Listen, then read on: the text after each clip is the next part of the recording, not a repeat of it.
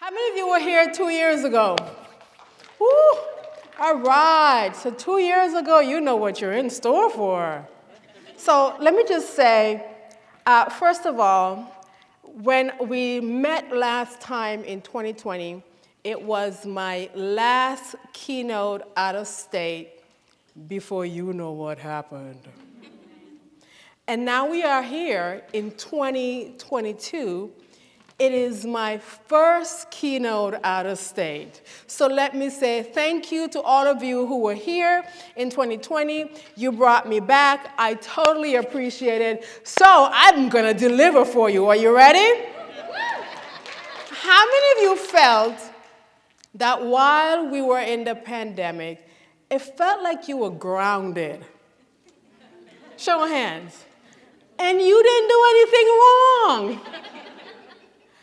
You were grounded, you didn't do anything wrong. I mean, at the time I lived in Connecticut, and for none of us, we thought, this is gonna be like a bad snowstorm. Go out, get a few goodies, hunker down for a couple of days, it would all blow over. How many of you felt that way and you live in the cold weather? Yeah? It's been a long snowstorm, hasn't it? It's like it's been a 2-year snowstorm. And after a while, you're wondering, when is this ever going to end? And for a lot of us, we're still wondering that. But here we are, 2 years later, and you have to ask yourself, now what? Where do we go from here? You've had a couple of days of phenomenal speakers. And now I'm going to close it out. And my topic today is, how do you boldly step in to your greatness? Now, it's not too late. That's telling you something, right? But the misconception we have is, how do we boldly step in? Make us think like we're going to step in with grace, and everything is going to be just, oh, so fabulous. Isn't that the misconception? Okay, let me just brush it off you. That's not how it's going to be. If you really plan to step into your greatness, it's going to look something like this. Move out of my way, I gotta step, and you might fall down, and you gotta get back up again.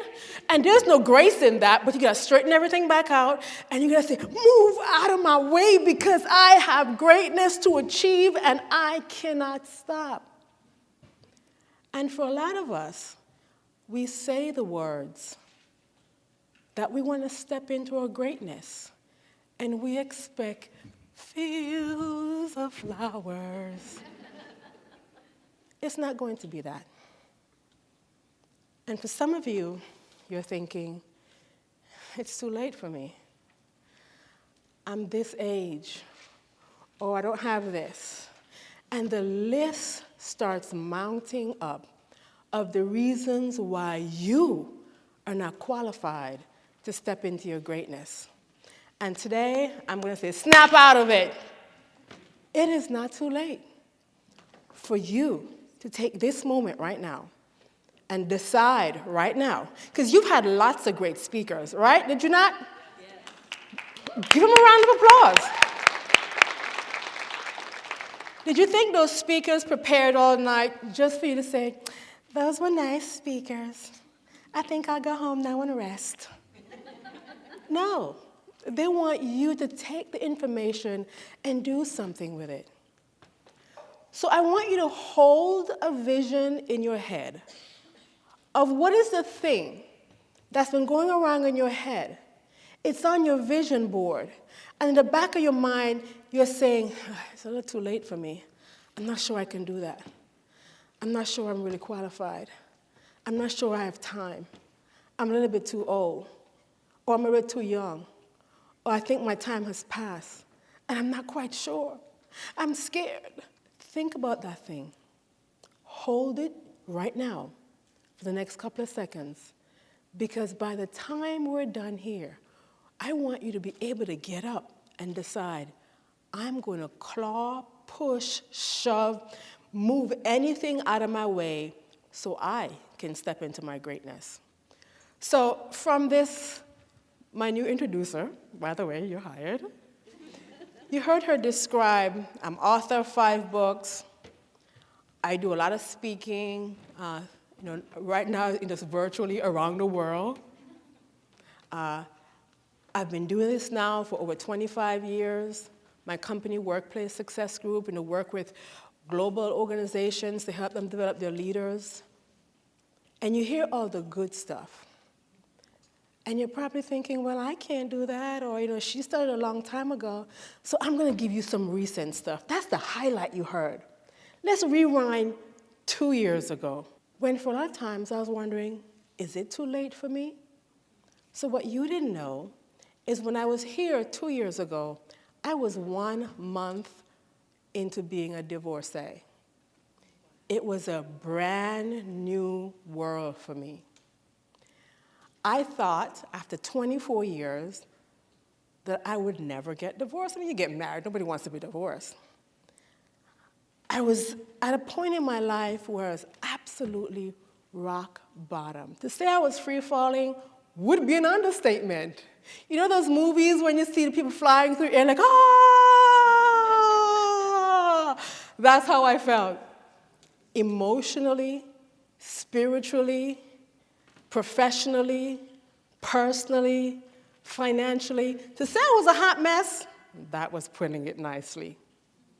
That was January 2020. March of 2020, lockdown happened. And just when you think it couldn't get any worse, it felt like it did. Because all those speaking engagements, all those road trips I had planned went poof. And now you're wondering, what do I do? When I set up my new life, as I was trucking all my things to my new home, I had this dusty vision board. How many of you have one of those in your house? Yeah, put your hand up. Don't be ashamed. I see you. You're putting your hand up like that. Say, it's not really that dusty. But mine was dusty. It's the kind of vision board, I don't know about you, but it's the kind of vision board where the same goals are on it and you just keep changing the dates. Anybody know what I'm talking about? So you said, okay, I'm going to get this year. And then you change the date. I'm not sure. All right, next year. You change the date again. And the vision board keeps going from different places, but you just don't seem to be getting the things on that vision board. But when somebody asks you, do you have a vision board? You say, yes, I do. Have you done anything on it? You're not really saying much if you've done anything on that vision board, but you can proudly say, I have a vision board. So I had one of those. And when I decorated my bedroom, it was the only thing I put up in my bedroom, this vision board of these goals and dreams and pictures that I've been trucking around for years. And I just kept changing the dates. Every once in a while, I update something new, but the dates kept changing because I wasn't accomplishing it.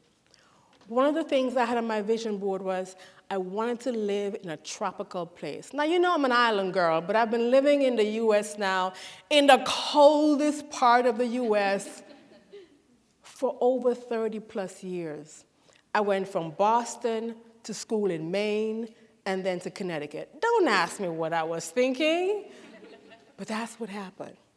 And on my vision board was a picture of living in a warm place with a garden that had all the fruits I grew up with. And that stupid picture was going from vision board to vision board, collecting dust. So we're in the pandemic, and I'm 48, going on 49. If you're about that age, don't raise your hand. But you know what your vision board means. The big 5-0 is coming, right? And after a while, you keep wondering, when is my vision going to be reality? And I remember waking up one day just scared, thinking, you need to think of a new life. Everything that you imagined and planned for is no more. You have to find a new way of existing. And in the back of my mind, I kept thinking, but it's too late. I don't know if I can do that.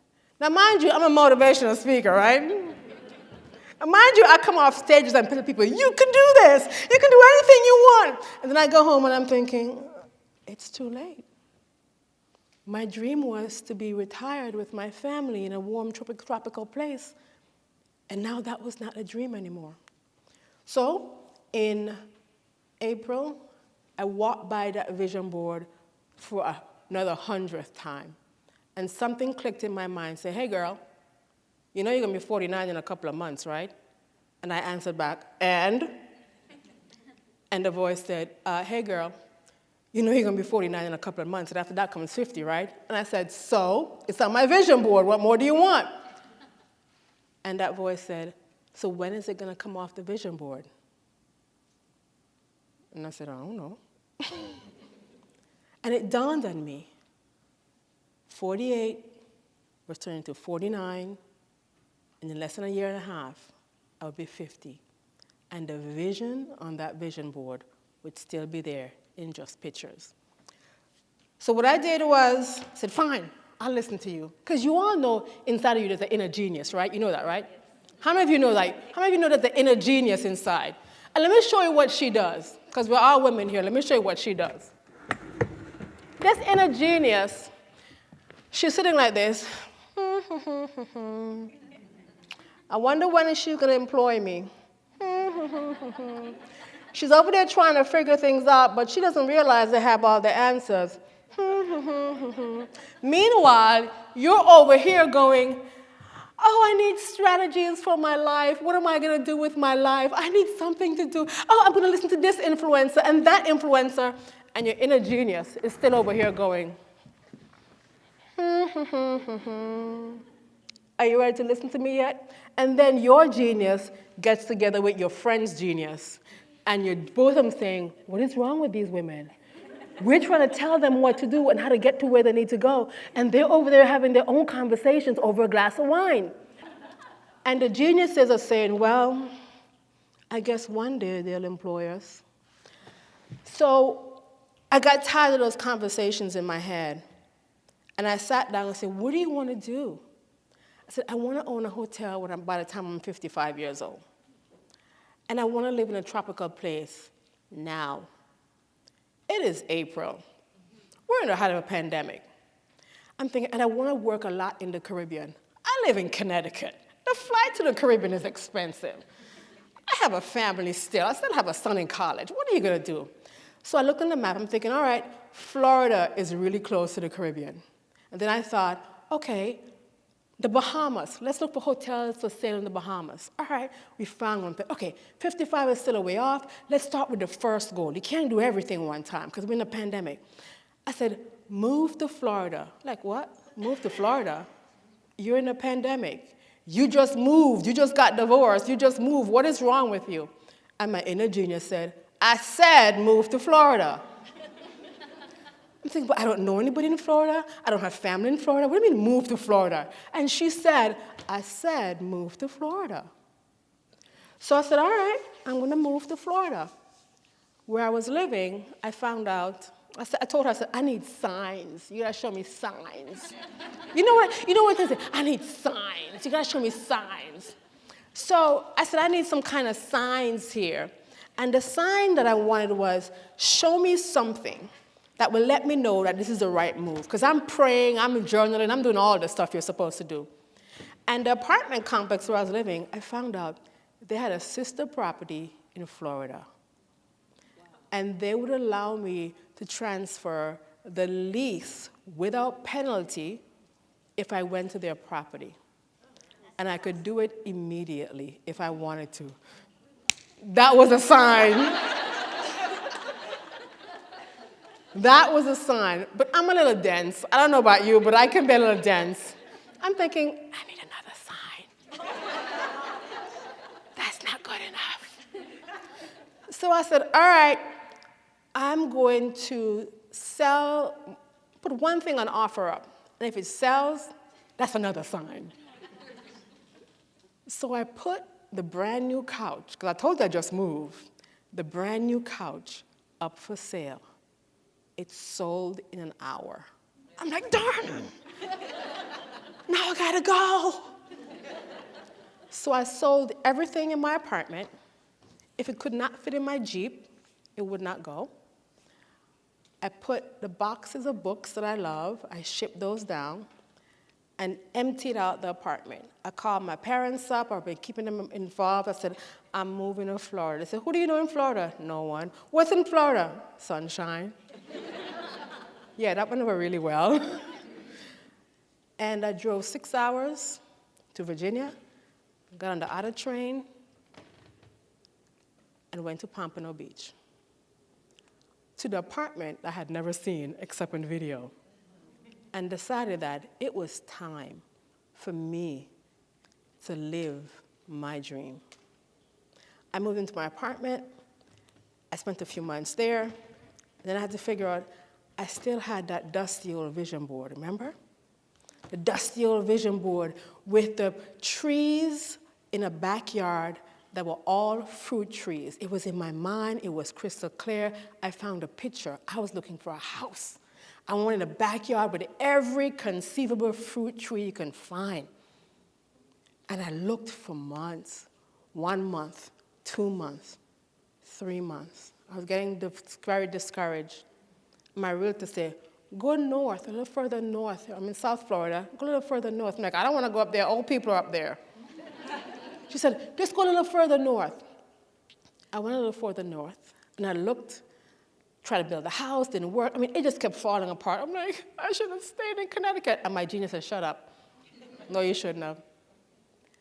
And about month 3.5, I was in the last set of properties. I was exhausted. This vision stuff, this motivational, this not too late, that was all going, what were you thinking? And I remember walking through this listing. I said, all right, I'll go check this place out. And I walked onto the property. And the vision on my vision board, the picture with the fruit trees, matched where I was looking at. When I tell you it's not too late, and you need to step boldly into your greatness, here I am, bringing you warm West Palm Beach sunshine, where on my property now, I have over 30 exotic tropical fruit trees, a tea garden that I started, and a vegetable garden. It is not too late. But it didn't come easy. And what I want to leave with you here today is, what will it take for you to step into your boldness? Because we have a tendency sometimes when we see people on stage, when we see people who are doing well, we're thinking, oh, but it was so easy for them. They had connections. And the one thing I want to let you know is, it's going to take work. It's going to take work, and it's going to take courage. Courage for you to be able to decide that you have a vision, and it has to go from vision to action. Genius.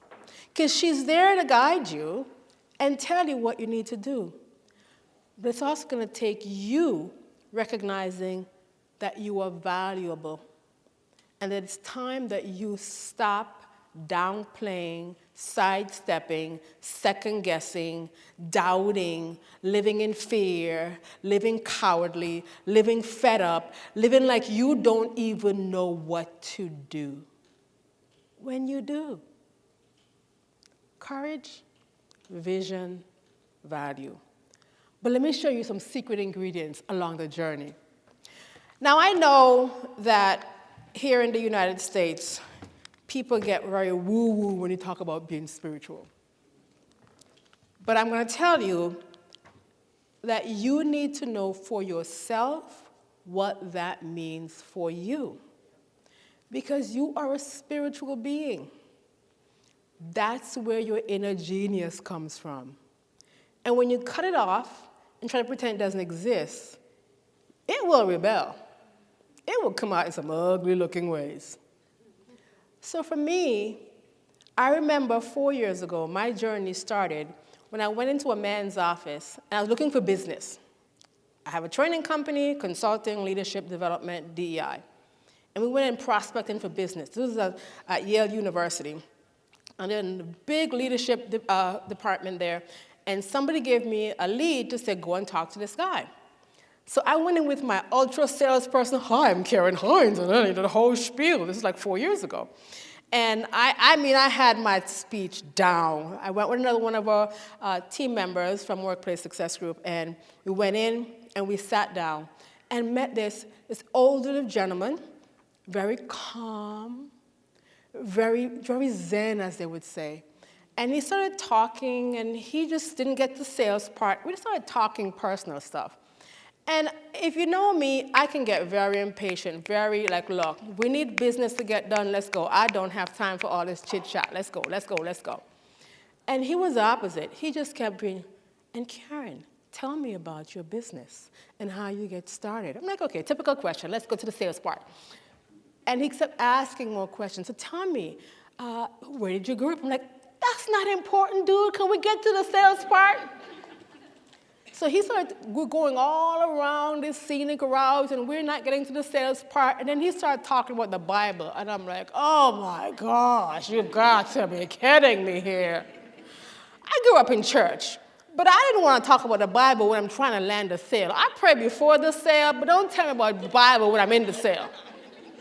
And he started talking about the Bible, and the person who I'm with looking at me, what kind of sales call is this? I'm like, I don't know. This is not my doing. And she said, Karen, are you sure this guy is not crazy? I said, I don't know. But my friend told me we can get a sale at Yale. And he talked about everything except sales. Before I know it, I walked out of his office and accepted something called a Bible challenge. And I'm like, how did that happen?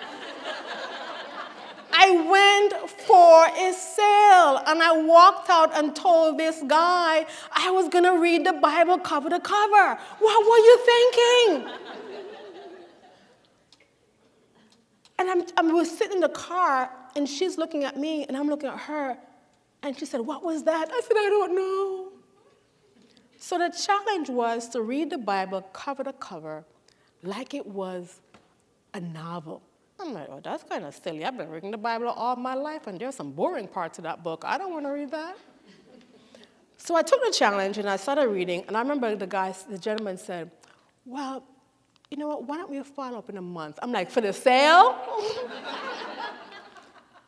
So I'm there, and I started reading. I'm like, this is boring. I've read this before, Genesis, Exodus. I'm going through, and I started reading, and I'm reading.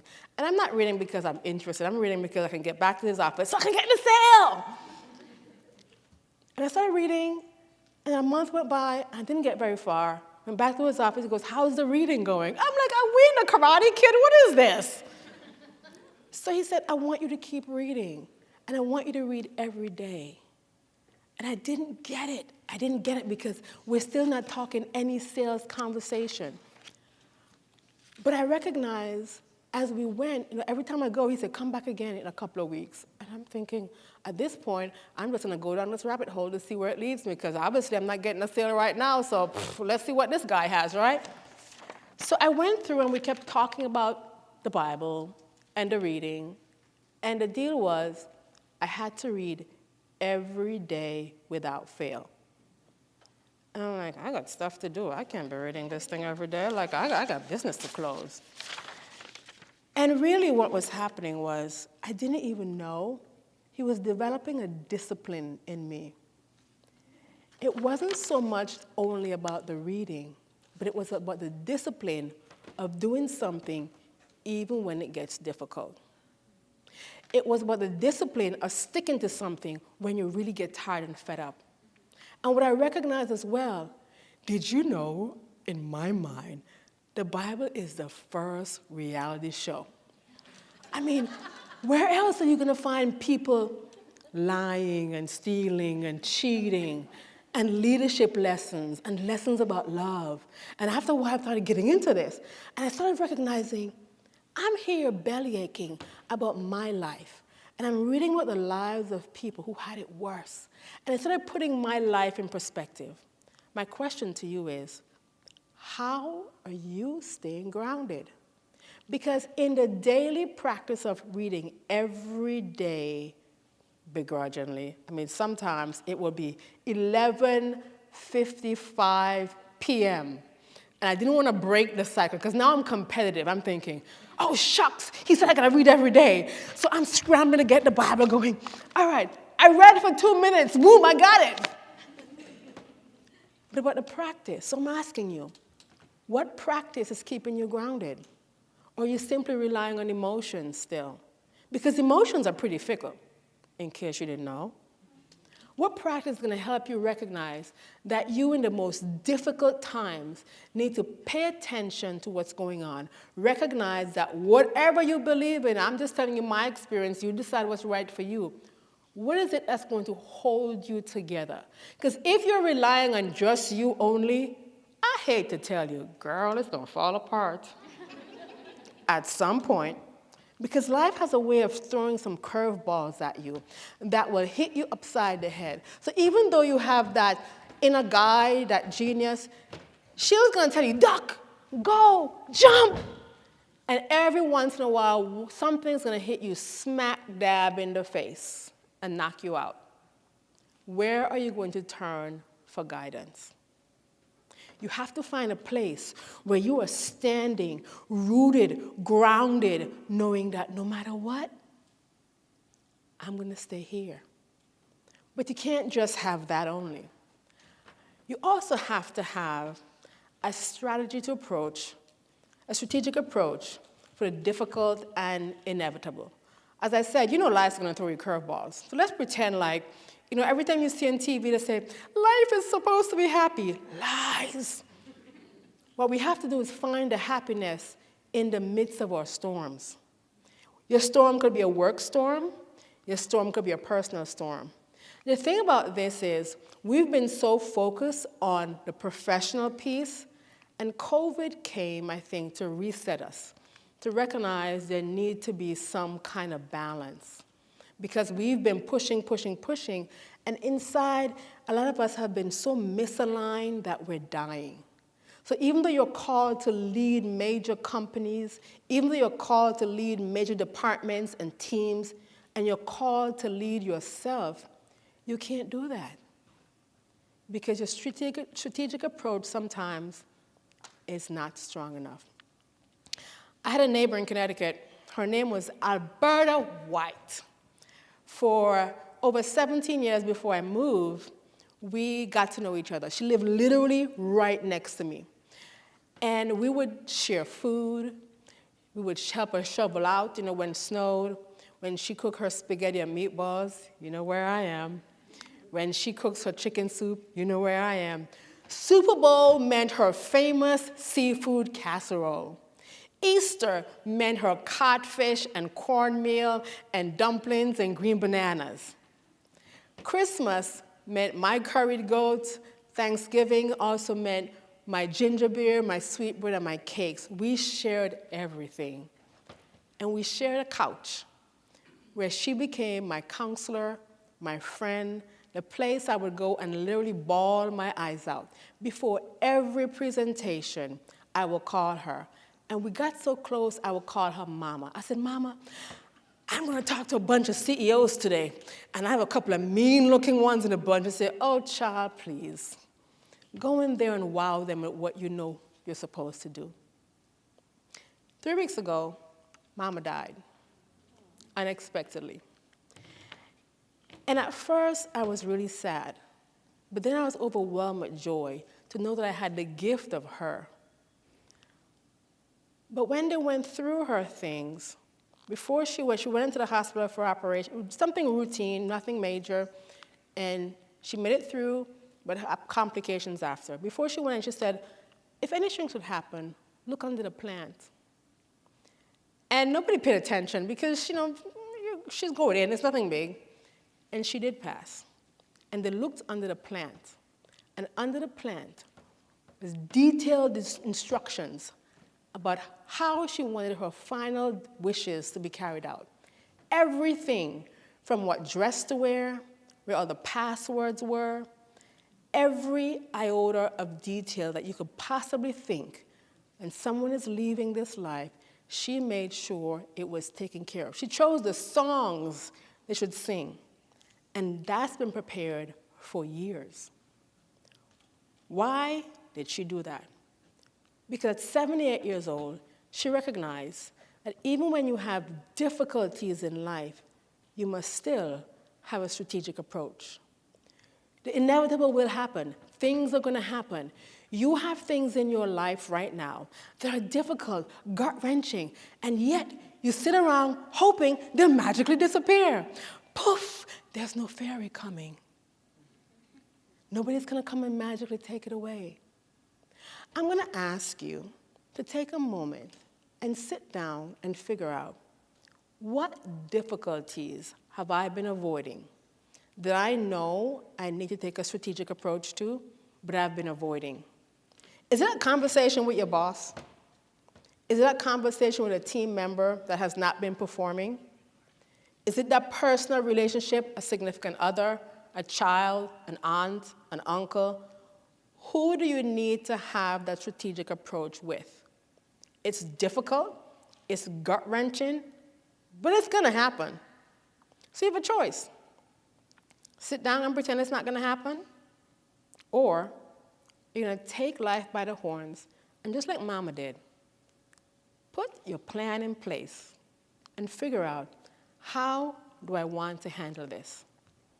You know, when people talk about stepping into your greatness, they often think it's going to be so easy. And I keep saying, it's a process. It doesn't happen overnight. It's not going to happen tomorrow. It takes time for things to change, step by step by step by step. But we live in a society that constantly tells us that things should be quick and easy and wonderful, and everything should be like this and this. I'm saying sometimes it's like this, and sometimes it's just deadly quiet. You have to recognize that that strategy is going to take some of the stress off, it's going to take some of the anxiety off of yourself and even those around you. Just like Mama did. She made sure that in her passing, that no one would have to think about what she wanted. It was explicitly written, and it was carried out according to plan. Oh, yeah. I told you I have a few things that, you talk about stepping into your greatness, it's not going to be easy, right? So when people talk about, when you are going about your dreams, you should have a team around you who support you. And I'm going to add, you need some who will irritate you. You don't want a bunch of yes people around you. When I was starting my business a number of years ago, early on, I had a gentleman say, Karen, and I said, what? He said, you know what my job in your life is? I said, what? He said, Karen? I said, yes. He said, my job is to be an irritant. And at first I was offended. I'm like, an irritant? Like, who wants an irritant? When I think of irritant, I'm thinking of boils and aggravation, and I'm thinking about everything horrible. He said, you need an irritant in your life. And it took me a while to figure out what that means. I'm like, well, what do you mean an irritant? He said, you need someone who every once in a while is going to come against you and just scrape, just to pick at and test and see what you're made of, to make sure that the plans that you have are sound. Their job is not to be demeaning. Their job is not to be insulting. Their job is for you to sit there and recognize that everything that comes out of your mouth is not a genius thought. As smart as you think you might be, it needs to be tested. And you have to have the emotional intelligence to withstand the feedback, to withstand the criticism, to withstand the improvement statements. Stop going around expecting everybody to rubber stamp everything you have to say. You ain't that smart. You're smart, but you're not that smart. And if you can figure it out by yourself, your dream is not big enough. That's why you need an irritant in your life. The irritant is there to, as they irritate and scrub and test and move, they're also going to help you mend and heal and grow.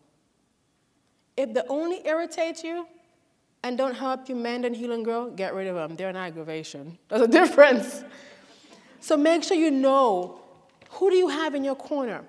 But you also need a couple of friends who every once in a while you can have a good pity party, right? Who have those friends in their life? Yeah. You have those people in your life where you know you're just like, oh my gosh, you know how bad it was today? And you just want to sit there and wallow just for a little while. And then your pity party friend will say, all right, enough of that, let's go. Time to move on. So you need irritants. You need a little bit of that pity party. Not a whole of it, just a little incy-wincy drop. And then you need people who can talk strategy with you. People who can really sit down and help you map out where you need to go, to help poke holes in what you need to do. And sometimes what we do is we try to find all those qualities in one person. And oftentimes, that's not possible. So make sure you know who are the irritants, who are the people who are going to be supportive of you and be your pity party folks, and who are the people who are going to be your strategy people. You have to know the difference because it's going to make all the work. When you start looking at how do you move forward into your greatness, these are the people in your corner. You know those people who can think bigger than you, better than you, who can so far ahead that they can help pull you along because their job is to help pull you. Because sometimes we get stuck, even when we have great ideas, and you need somebody to say, come on, girl, come on, let's go. We don't have all day here. Let's go, let's go. So make sure you know who you have in your support team. This one right here is something you all should also have. This piece on financial wisdom to build wealth. Women, unfortunately, sometimes we give up our power. We assume parts of our power and not. I've had a couple of girlfriends now who for the last number of years, we sit down and all we talk is money. We're at different points in our lives, and what we do is we strategize over money, about building wealth, and we have the ugly conversations. It's not a conversation about, do you know what's on sale? So-and-so has a sale. No. What's in your 401k? What's in your IRA? What do you have for investment? What property are you buying? Who do you have in your corner that's sitting with you as you talk about boldly stepping into your greatness? You need money. I'm not sure anybody who's great without some kind of financial backing or access or people who know that. So you have to be able to think financially and have that financial know-it-all that will help you grow into the person that you're supposed to be. Notice I didn't say get rich. I didn't say get rich. We need to have financial wisdom so you can build the kind of wealth that you know you deserve because it's not too late for you either. For you to begin, whether you're 40, 50, 60, 70, 20, 18, 30, I don't care what age you are. If you can't tell me what your numbers are in a matter of pulling something up on a computer screen or looking at a couple of spreadsheets, you need to start that now. Being great, being bold requires that you are clear on not just your emotional and spiritual and professional self, but your financial self as well. Those are very important. Last but not least, what I recognize when you saw me 22 years ago, I was about 25 pounds heavier. And the pandemic, for a lot of people, they went into hibernation and they thought, oh, we're going to sit down and eat. And I kept thinking, oh, no, I can't do that. I did enjoy it for the first couple of weeks. And then you realize, oh, man, this is not going to be just a couple of weeks. We're going to be here for a while. And I recognized that one of those goals on my dusty old vision board was a certain health goal. And I've been avoiding that. It's got kicked down the road every year. It's like this. Oh, next year. Oh, next year. Wait, is this year again? Oh, next year. Okay, in 3 months, in 6 months. And this kept getting pushed further and further and further down the road. And 2 years ago, I said, all right, that's it, I'm done.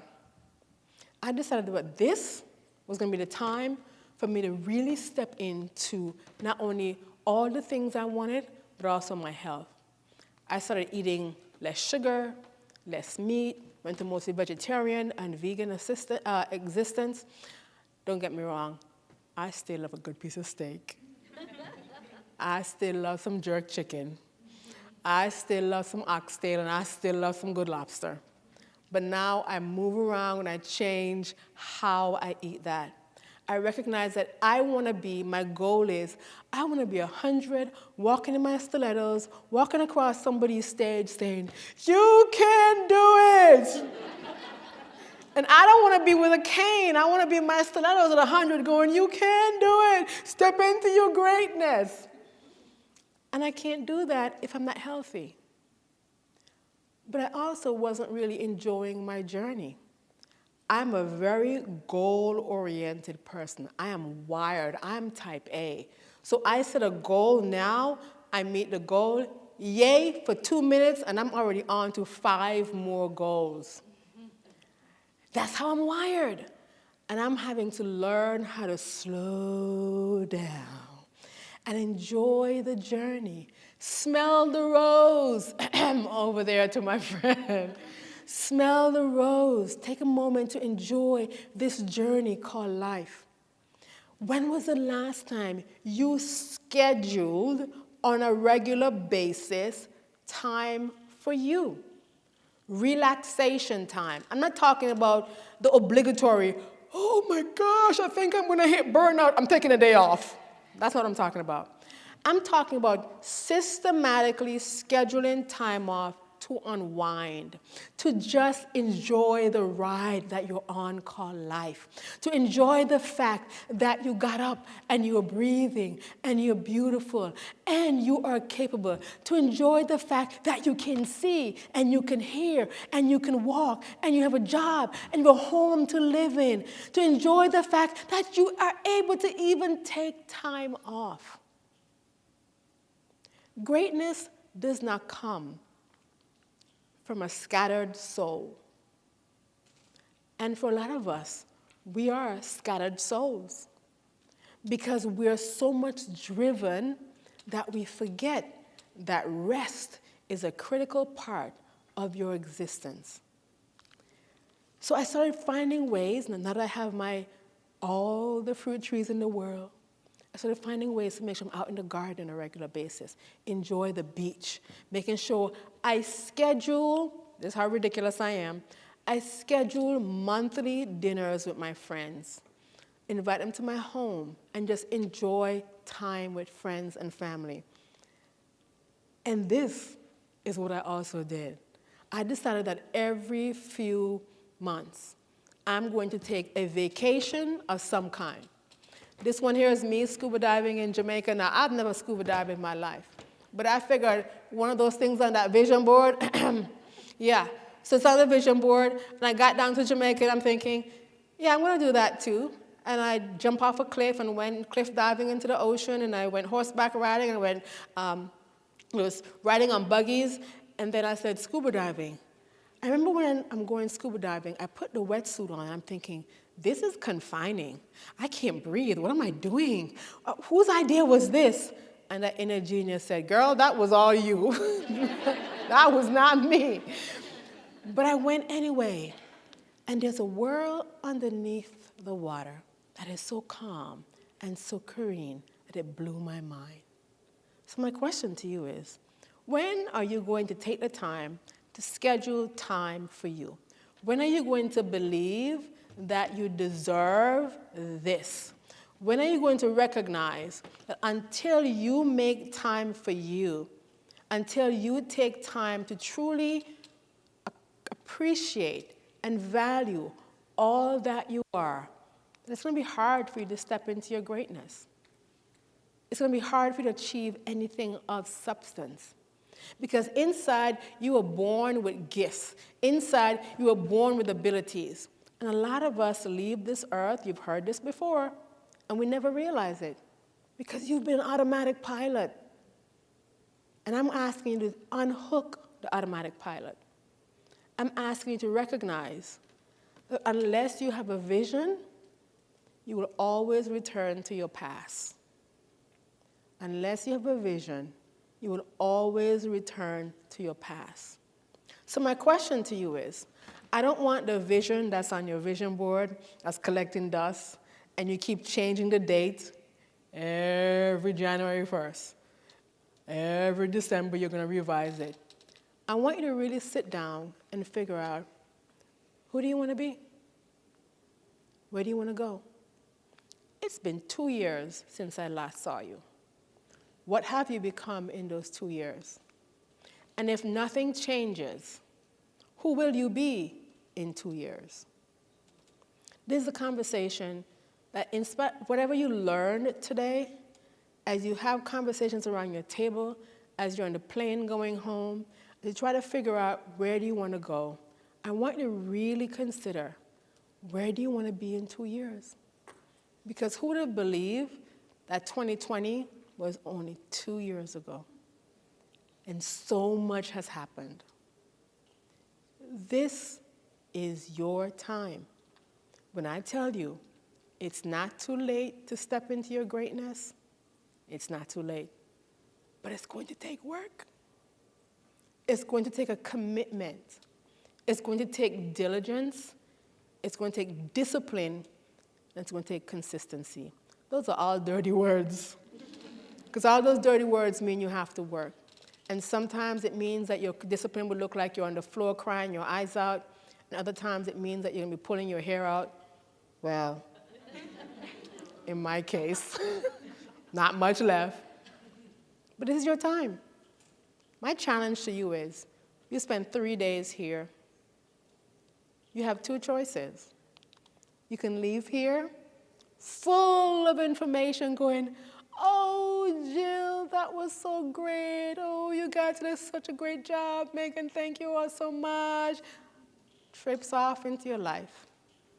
Or you can sit down, or you can say, who do I want to be in 2 years? And then you get to decide. If you do not have a vision, you will return to your past. The genius inside of you is waiting. She's waiting, saying, come on, let's go. The world is waiting. Because the longer you take to figure out what you're good at, I'm going to have to accuse you of grand theft. Because your talents will inspire somebody else to their greatness. And with that, I thank you very much.